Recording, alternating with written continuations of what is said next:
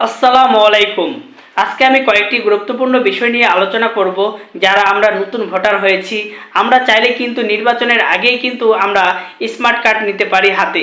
তো আমরা কিভাবে জানবো যে কোথায় গেলে আমাদের স্মার্ট কার্ড আমরা পাবো এবং কোথায় গেলে আমাদের স্মার্ট কার্ড আমরা হাতে পাবো, কি কি ডকুমেন্টস নিয়ে জমা দিলে আমাদেরকে স্মার্ট কার্ড দিয়ে যাবে। আজকের এই ভিডিওটি আপনি যদি শেষ পর্যন্ত দেখেন তাহলে আপনি বুঝতে পারবেন আপনার স্মার্ট কার্ড আপনি কোথায় থেকে নিতে পারবেন নির্বাচনের আগে এবং নির্বাচনের পরে। আজকের ভিডিওটি অনেক গুরুত্বপূর্ণ হবে। ভিডিওটি শুরু করার আগে আপনার কাছে আমার ছোট্ট একটি অনুরোধ, আপনি যদি আমার চ্যানেলে নতুন হয়ে থাকুন চ্যানেলটি সাবস্ক্রাইব করে রাখুন নতুন নতুন গুরুত্বপূর্ণ তথ্যগুলো পাওয়ার জন্য। প্রথমত বলি, যেহেতু আমাদের সামনে নির্বাচন রয়েছে, 12 তারিখে নির্বাচন রয়েছে, জাতীয় সংসদ নির্বাচন। তো এই সংসদ নির্বাচনে আমরা যারা নতুন ভোটার রয়েছি, আমরা অবশ্যই এমন একজন মানুষকে আমরা ভোট দিব যে দেশের পক্ষে হয়ে কাজ করবে, দেশের মানুষের সাথে ভালো সম্পর্ক রাখবে এবং দুর্নীতি চাঁদাবাজ মুক্ত করবে।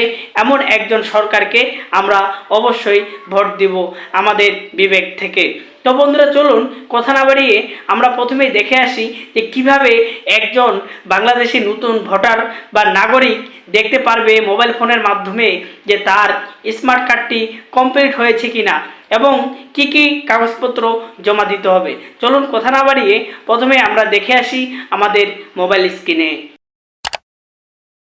তো বন্ধুরা দেখুন, এখান থেকে আপনাকে যে কাজটি করতে হবে, আপনার গুগলে প্রবেশ করতে হবে। এখান থেকে আপনাকে সার্চ করতে হবে NID card smart card status লিখে।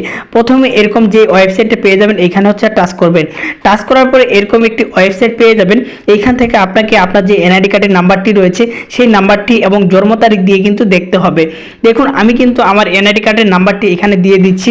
অবশ্যই যদি এখানে ভুল করেন তাহলে কিন্তু আসবে না, 100% সঠিক তথ্য দিতে হবে।